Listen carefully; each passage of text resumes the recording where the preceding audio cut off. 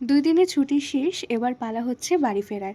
এই যে আসছি এই জিনিসটাই বেশ ভালো। আসলাম আর কিভাবে যে দুটো দিন কেটে গেল চোখের নিমিষে সেটা বুঝতেই পারলাম না।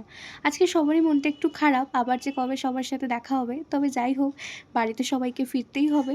সকালবেলা চেক আউট করে এখন আমরা চলে এসেছি সকালের ব্রেকফাস্টটা করতে। আর তোমরা তো এতদিনে নিশ্চয়ই জেনেই গেছো যে আমি কচুরি খেতে ঠিক কতটা ভালোবাসি। তাই আজকে ব্রেকফাস্টে কচুরিই খেয়েছিলাম। খাওয়া-দাওয়া সেরে টোটো করে এখন যাচ্ছি লঞ্চ ঘাটের দিকে। এই দুটো দিন আমরা এত আনন্দ করেছি, এত শান্তি অনুভব করেছি এখানে এসে যে কি বলবো। আর প্রত্যেকবার যখনই লঞ্চটা পেরিয়ে গঙ্গার এপার ওপার হয়েছি, তখন এই জলঙ্গি নদী আর গঙ্গার এই মিলনটা দেখতে আমার অপূর্ব লেগেছে।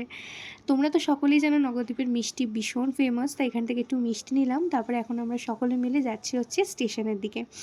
আমাদের ট্রেন ছিল ওই 11:30 নাগাদ, তাই জন্য আমরা একদম সময় মতো বেরিয়ে পড়েছিলাম।